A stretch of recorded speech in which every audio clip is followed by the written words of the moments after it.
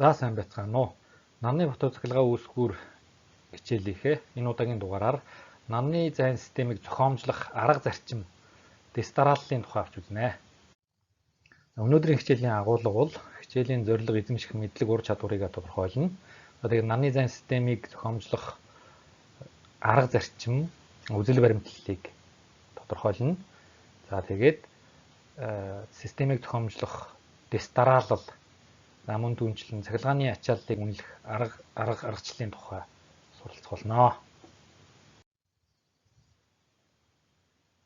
За, намны бутуу цахилгаан үүсгүүр хичээлийн маань ерөнхий зорилго бол намны зайн технологийн үндсийг ойлгож, Монголын нөхцөл тохирох систем зохиомжлол хийх инженерчлийн арга ухаанд суралцах гэж бид тодорхойлсон байгаа.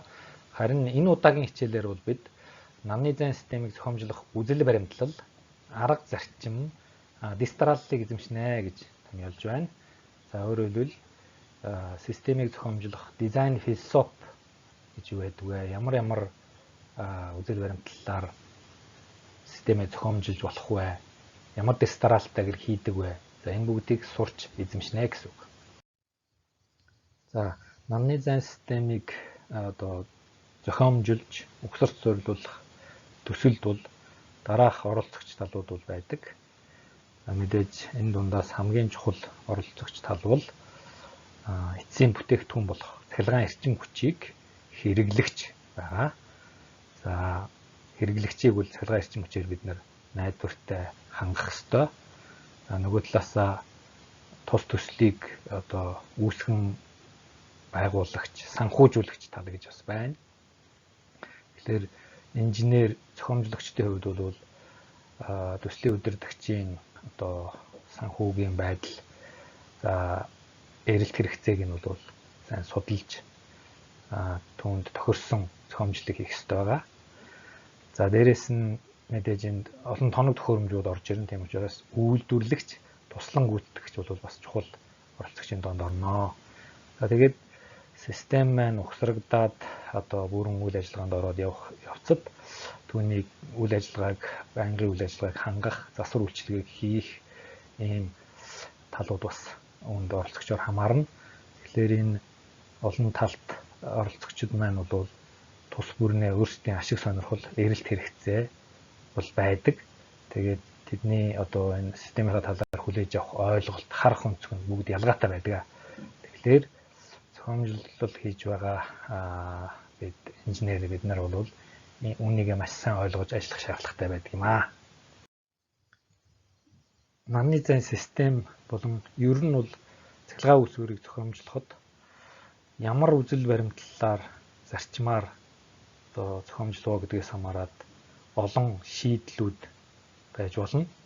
Тэгэхээр энд бол олон үзэл баримтлал, дизайн философиг ингээд 4 ангилж хуваасан байна. Тэгэхээр нэгдүгürt бол байгальд ээлтэй зохиомжлол. За мөн эдийн засгийн үр ашигтай зохиомжлол. Техникийн өндөр үзүүлэлттэй зохиомжлол. Найдвартай ажиллагааг чухалчилсан зохиомжлол. Ийм 4 чиглэлийн дизайн философи байж болох нэ. Тэгээд энэ 4 чиглэлийн үзэл баримтлалыг бол аль алиныг нь эн тэнцвүүхэн хангасан бас шийдэл бас байж болно. Зарим нөхцөлд бол байгальд ээлтэй систем л чухал байна. Надад бол санхүүжилт төсөв байна гэдээ үзвэл байгальд ээлтэй зохиомжлын илүү давуу хийж болно. За эсвэл нөгөө талаасаа найдвартай ажиллагаа чухал эмнэлэг төмөр замын салбарт ялангуяа ийм өндөр шаардлага тавигддаг. За энэ тохиолдолд бол төсөв зарлах гэхээс илүү найдвартай ажиллагааг чухалчилсан байх жишээтэй.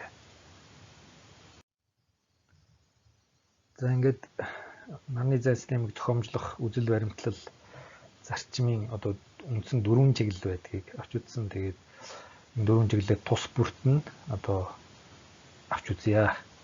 За байгальд ээлтэй зохиомжлол гэхэлэр юу ах вэ гэхээр мэдээж орчны бохирдлыг багасгасан, хүлэмжийн хийг бууруулсан ийм зохиомжлол байх ёстой.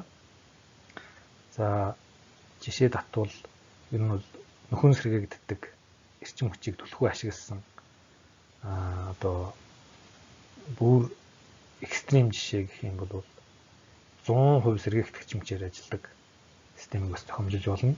Тэгэхээр энд бол байгаль дээлтэй дизайн философи дамгаасан үед бол 100% сэргээгдэх чимчээр ажилладаг систем байж болох нэ. За тэгээд эдийн засгийн үр ашгийг илүү тооцсон зохиомжлол гэхээр юу ах вэ гэхээр мэдээж санхүү төсөв хязгаарлалттай үед хамгийн хямдын сонгодог. Тэгэхээр эдийн засгийн үр ашгийг сайжруулахын тулд дотор нь анхны хөрөнгө оруулалт, урсгал зардал гэж хоёр хувааж агаад тэгээ аль альнийг одоо багасгах чиглэлээр ажиллах шаардлагатай байдаг. Тэгэхээр анхны хөрөнгө оруулалт бага байж чадж гин үгүй юу?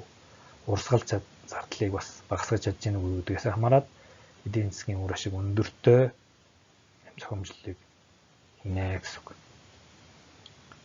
За мөн техникийн үзүүлэлтийг чухалчилсан зохиомжлол гэх юм бол мэдээж өндөр бүтээмжтэй, ашиглуулын коэффициент сайтай, тоноглол, төхөөрөмж, одоо бүрэлдэхүүн хэсгийг ашиглана гэсэн үг. За удирдлагын системийг боловсронгуй болгох, засвар үйлчилгээг хангахад хялбар байх утсаар зохиомжлох, за мөн ирээдүйд өргөгдөх боломжтойгоор зохиомжлох гэх мэт зохиомжлууд бол энэ техникийн өндөр үзүүлэлтийг чухалчилсан зохиомжлолтой багтнаа гэж үзнэ. За энд бол үйлдвэрлэгч болон туслан гүйцэтгэгч компаниуд засвар үйлчилгээ хийх талууд бол энэ дээр өөрсдийнхөө одоо эрэлт хэрэгцээ болон шаардлагыг тавьж ийж одоо техник өндөр үзүүлэлттэй болдгоо. За нөгөө талаасаа бол найдвартай ажиллагааг чухалчилсан зохиомжлол. За энд бол мэдээж цахилгааны тасалдал байхгүй байх, бага байх шаардлагатай. Мөн дүүнчлэн цахилгаан эрчим хүчний чанар, хүчтэл болон одоо хэлбэлзлийн одоо чанар бол сайн байх ёстой, түүнийг хангах ёстой. Өмнө дурдсанчлан эмнэлэг, нисэх, төмөр зам гэх мэт ийм чухал салбар объектын тоног хөрөмжүүд дээр бол цахилгаан үүсвэрийн одоо нөөц үүсвэртэй ихэнх тоноглууд нь одоо заавал 2 ширхэг байх гэх мэтээр найдвартай ажиллагааг дээд зэрэг хангасан зохиомжлолыг шаарддаг. За тэгэхээр энэ дээр бол жишээлбэл эдийн засгийн үр ашгийг илүүд үзнэ гэдээ явахлаар найдвартай ажиллагаа бол муудчих гад байдаг. За өндөр техникийн үзүүлэлтийг гаргахад бол хэцүү болдог ингээд. Энэ дөрвөн чиглэл бол хоорондоо бас одоо офсет харьцаан дээр тогтдог. Нэг нэгнээсээ бас нэлээд хамааралтай байдаг. Тэгээ энэ алтан дундчийг олно гэдэг бол бас амаргүй ажиллагаа болдго юм аа. За энд нарны зан системийг зохиомжлох арга дистараллыг авч үзэж байна. Тэгэхээр зохиомжлох дараах 7 дистарал байдаг. За дотор нь ангилах юм бол 2 ангиж болж байна. Одоо ажлын талбар дээрх судалгаа field study. Мөн түнчлэн компьютер тооцоол бол оптимизац гэсэн юм 2 хэсэгт бас хувааж болж байна.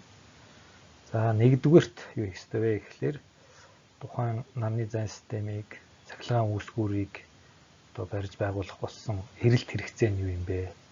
Хэрэглэгч тэгээ ямар асуудалтай байгаа юм бэ гэдгийг одоо тухайн талбар дээр очиж асууж, лавлаж тодорхой болгох ёстой. Асуудлыг маш тодорхой болгох ёстой.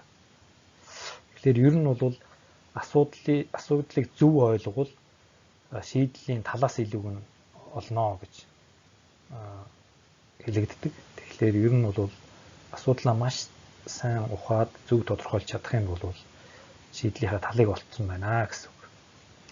Тэгээд тэр шийдлийнхаа одоо зорилготой тодорхойлсон байдлаа нөгөө оролцогч талуудаа маш сайн ойлгуулах хэрэгтэй. Харилцагч талуудтайгаа нэгдсэн ойлголтод хүрэхгүй болохгүй. Чиний барих гэдэг тэр системийг одоо хэрэглэгч үнэхээр хүлээн зөвшөөрөх үү, засвар үйлчилгээ хийж байгаа хүн хүлээн зөвшөөрөх үү, зарим тэр дутагдaltaй тал хязгаарлалтуудыг үнэхээр бүгд одоо хүлээн зөвшөөрч чадах уугүй юу гэдгийг бол өөртөөс нь асууж хүлээн зөвшөөрүүлж байж дараагийн ажил руу орох шаардлагатай болдог. За 2 дугаар алхам. За энд бол бусад боломжит цахилгаан үүсгүүрүүд юу гэж болох вэ? Одоо тухайн талбар дээр судалгаа хийх явцдаа тодруулна. Жишээлбэл салхи, усан цахилгаан станц барих боломжтой юу? Нөөц үүсгүүр юу гэж болох вэ? Тэгээд тухайн орон нутгийн онцлог нөхцлүүдийг маш сайн тодорхойлж өгөх ёстой. Тэгээд цаг уур нь ямар юм, хэр салхитай юм, хэр нүмэн нөөлөг газар юм, тэгээд цас олон жилийн дунджаар үер ус ямар юм гэдэг энэ бүгдийг тодорхойлох ёстой. За мөн сэргээлт хэрчимчний нөөцийг наривчлан үнэлж тодорхойлно. Тэгэхээр энд бол талбар дээрх судалгааг наривчлах ёстой гэж хэлж болж байгаа. Тэгэхээр талбар дээрх судалгааг бол мэдээж зохиомжлол хийх гэж хүн өөрийн биеэр нүдээр бол харж баримжаа авч одоо сайн үзэж нягтлах ёстой. За мөн түүнчлэн оролцогч талуудтай нэг бүрчлэн уулзаж тэ асууж тодруулах шаардлагатай. За тэгээд нөгөө нэгдсэн ойлголтын асуудал ч гэсэн энэ давхар орж ирнэ гэсэн. За 3 дугаар алхам. Энд бол эрчимчний хэрэглээг тодорхойлно гэж байна. Тэгэхээр ямар хэмжээсийн наны зан системийг зохиомжлох вэ гэхлээр энэ дэр бол эрчимчний хэрэглээ маш чухал болж ирнэ. За түүн дотор бол дундаж ачаалал, оргил ачаалал, хамгийн бага ачаалал. Ер нь тэгээд ачааллын ерөнхий дүр зураг батааныг гаргах хэрэгтэй. За хэрэглэгчдийн ангилал, айл өрх, албан аж ахуйн нэгж гэдэг гэх мэтээр нь ангилж авч үзэх шаардлагатай болдог. За түүний дараа эрчимчний хэрэглээ тодорхойлсны дараа бол системийн тодорхой бүрэлдэхүүн хэсгүүдийн хэмжээсүүдийг одоо барагцаалан тодорхойлно. За энэнийг бол систем сайзинг гэж хэлдэг. Тэгэхээр бүрэлдэхүүн хэсэг болгон хүчин чадлын хувьд барагцаагаар ямар хэмжээтэй байх вэ? Намны зан дэлгэцийн хэмжээ, за зай хураагуур аккумуляторын хэмжээс ямар байх вэ? Инвертер ямар хэмжээстэй байх вэ гэдгийг барагцаалан гаргана. За нарны зан системийг зохиомжлох тестараллын 5 дугаарт бол энэ энергийн зохистой хуваарлтыг хийх системийн горимын удирдлагын аргыг тодорхойлно гэж байгаа. Тэгэхээр одоо цахилгаан үүсгүүр хичнээн үүсгүүртэй байна. Тэрнээсээ хамаарат аль нь төрүүлж ажиллах вэ? Зай хураагууртай бол хэдийд илүүдэл эрчим хүчийг хоригдлуулах уу? Хэдийд одоо зарцуулах уу гэдэг зохицуултыг бол шийдэж удирдлагын горимыг тодорхойлж өгдөг. Энэ бол контрол стратеги боловсруулах гэж нэрлэж байна. Тэгээд маш энгийн горимоор бас ажиллаж болно. Одоо үүсгүүр зөвхөн нарны зай ч юм уу, цөөхөн үүсгүүрийн төрөл тоо цөөхөн үед бол энгийн горимоор ажиллах боломжтой. За олон үүсгүүр дизель генератор, за тэгээд усан цахилгаан станц, салхитай хосолсон гибрид, трипл, за ийм нөөц үүсгүүрүүдтэй тохиолдолд бол олон янзын вариантууд гарч ирнэ. Тэгэхээр тэр бүгдийг одоо системчилж, удирдлагын стратегийг боловсруулж, горимыг нь тодорхойлж өгөх шаардлагатай байдаг юм аа. За системийг зохиомжлох дараал 6 дугаарт болохоор байж болох зохистой хувилбаруудыг одоо цаг хугацааны хувьд загварчилсан тооцоол симуляцийг наривчлан хийнэ. Тэгээд тэрнийг эренбэлж жагсаалт гаргана. Тэгэхээр байж болох хамгийн сайн хувилбаруудаас одоо сонголтуудыг хийж сонголт хийхэд бэлтгэнэ гэсэн үг.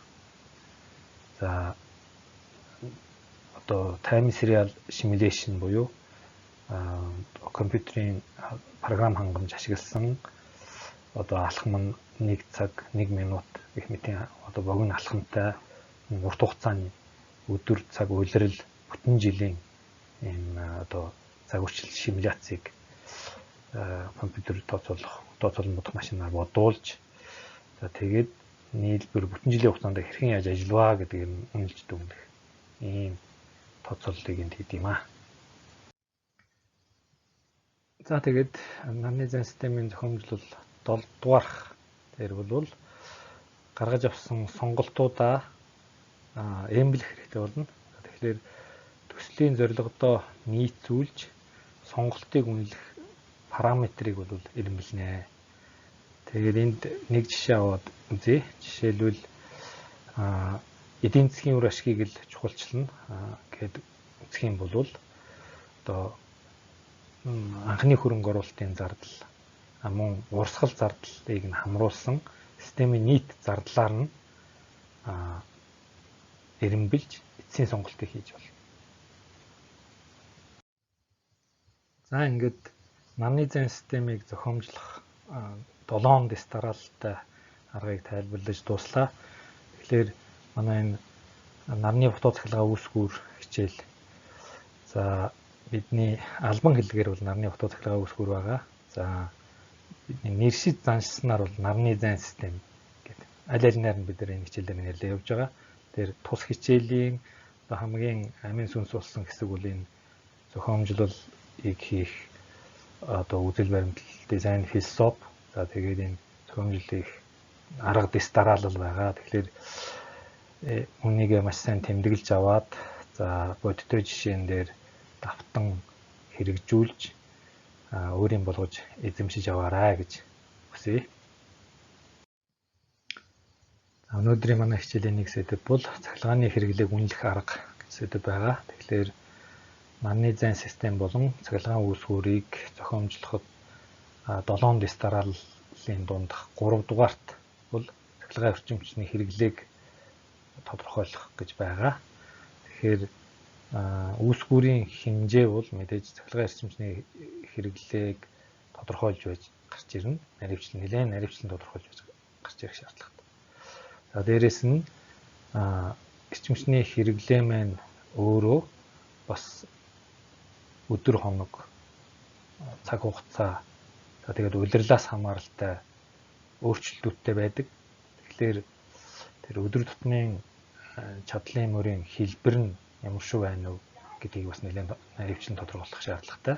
Тэгснээрээ бол тухайн үүсгүүрийг ямар горимоор удирдлагын горимоор ажилуулах уу? Тэгээд төсөв санхүүгээс хамаарат хэдэн хувийг нь сэргээгт эрчимчээр хангах уу гэдэг асуудал дээр шийдэл олоход энэ цахилгаан эрчимчнийхээ хэрэглээг тодорхойлох нь чухал үүрэгтэй байдаг юм аа. Тэгээд цахилгаан эрчимчний хэрэглээг үнэлэх хоёрын янзын арга байдаг.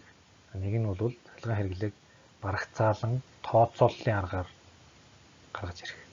Хоёрдугаарт нь болохоор цахилгаан хэрэглээг бодитоор нь хэмжилтийн багажаар хэмжиж наривчлан тодорхойлох гэсэн ийм хоёр арга байдаг. Цахилгааны хэрэглээг барагцаалан тооцоолох аргачлалыг бол дотор нь дахиад хоёр хувааж авч үздэг. За энд илэрхийлсэн байгаачлан bottom up, top down гэж арга байна. За энэ bottom up гэдэг арга нь болохоор хэрэглэгч тус бүрийн тоногдох хөрөмж тус бүрийн эрчим хүчний чадал, хэрэглэх цаг хугацааны хэмжээг бүгдийг нэг бүрчлэн бүртгээд тэгээд эдээд ямар хэмжээгээр хэрэгжилж байгаагаар нь нийлбэр дүнг гаргаж тэгээд хэрэглэгчдийн эрчимчний нийт хэрэглээг нийлбэр хэлбэрээр нь дүр зургийг гаргаж авах юм доороосон дээшээ хэлбэрээр нэгтгэж гаргаж авах арга байгаа. За топ даун гэдэг арга нь болохоор сум суурин газрын нийт эрчимчний хэрэглээг олохдоо ижил төстэй сум суурингийн эрчимчний хэрэглээг ашиглаад түүний дундаж мөрийг хүн амын тоог, ам бүлийн тоог нь пропорцлон тооцоолж гаргадаг ийм арга байгаа. За энэ топ даун bottom up approach гэж юу вэ? Энийг бас жоохон ойлгомжтой байж магадгүй. Тэгэхээр энэ бол олон зүйлээр хэрэглэгдэх. Жишээлбэл энэ хөрөнгө оруулалтын дээр ашигласан жишээ байна. Тэгэхээр жишээлбэл bottom up approach гэхлээрээ хөрөнгө оруулалтын тохиолдолд бол яг нь компани ямар нэгэн компани тус бүрийнх нь өөрийнх нь онцлог шинж байдлыг наривчлан авч үзээд тэгээд тухайн секторын зах зээлийг нь суурийг нь зөв ойлгоод тэндээсээ одоо хөрөнгө оруулах боломжтой эсхийг наривчин тодорхойлдог арга байхад топ даун арга маань болохоор дээрээсээ доошоо гэсэн үг тийм. Өөрөөр хэлбэл ерөнхийгөөс наривчилсан руу макро эдийн засгийн хувьд одоо нөхцөл байдлыг ирээдүйн чиг хандлагыг үнэлж дүгнээд за тэн дотроо одоо өрсөлдөөнтэй ямар салбар байж болох вэ гэдгийг тодорхойлоод тэгээд эндээсээ өшөө наривчлаад ийм бизнест хөрөнгө оруулж гинэ гэдэг ингээд улам одоо нарийсан чиглэл рүү дээрээсээ доошоо чиглэсэн хэлбэрээр авч үзэх хөрөнгө оруулалтын хэлбэрийг бол топ даун гэж хэлдэг байх нэ. За энэ нэг жишээ болгож юм тайлбар байна. За мөн ер нь бол ерөнхийдөө ярих юм бол топ даун арга бол ерөнхий шин чанараас нь наривчлах замаар одоо зорилготой хөгж тодорхойлдог. За bottom up арга болохоор бүх эдис элемент тэр нэгж хэсэг тус бүрийнх нь шин чанар, тоо хэмжээг одоо нийлүүлж нэмж тэгээ тэндээс ерөнхий нийлбэр дүр зураг, нийлбэр дүнг гаргаж ерөнхийлсөн шин чанарыг тодорхойлох гэсэн ийм арга байдаг гэж ойлгож байна. За эргээд цахилгаан хэрэглээг үнэлэх арга руугаа оръё. За bottom up арганы хувьд бол хамгийн нэгдүгээрт хэрэглэгч тус бүрийнхаа эрчим хүчний хэрэглээг тодорхойлох судалгаа авнаа. За тэгэхээр сум суурин байлаа гэхэд бүх хэрэглэгчдийнхаа цахилгаан хэрэглээний тоног төхөөрөмжийн чадлыг тэмдэглэж авах нь байна. Тэгээ мөн цахилгаан хэрэгслэлээ ашигладаг цаг хугацааг нь одоо асуулгаар тодорхойлох нь байна. Ингээд нийлбэр нэг өдрийн одоо нийт хэрэглээний графикийг гаргаж авах боломж бүрдэнэ. Гэхдээ энд бол давхцлын коэффициентээр үржүүлнэ гэж юм байна. Энэ coincidence ratio гэж юм байна. За мэдээж айл болгон тоног төхөөрөмжтэй ахуйн хэрэглээний цахилгаан тоног төхөөрөмжтэй боловч тэр тоног төхөөрөмжийг бүгдээрээ нэг дор зэрэг хэрэглэнэ гэх тохиолдол одоо барагтай байхгүй. Тэгэхээр энийг бол магадлалын онолоор тодорхой хэмжээгээр давхцлыг бол бүх тоног төхөөрөмж давхцна гэж үзэхгүй. Тодорхой хэмжээгээр давхцаж ажиллана гэж коэффициентээр үржүүлж өгнө. За мөн нэг өдрийн нийт хэрэглээний графикийг гаргасныхаа дараа бол улирлын онцлог хамаарлын графикаар бас үржүүлж өгнө. Тэгэхээр энэ consideration of characteristic depending on seasons гэж юм дээ.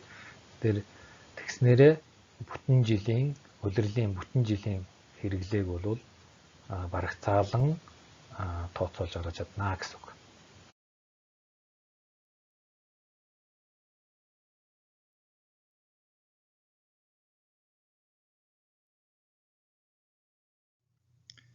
Анхаарал тавьсанд баярлалаа. Надтай холбогдож зөвлөгөө авахыг хүссэн оюутнууд за Мойсийн номын сангийн 6 давхрын 619 тод сэргээгт эрчим хүчний лаборатори эсвэл 3 дугаар оны 228 тодод ирж уулзч байгаарай.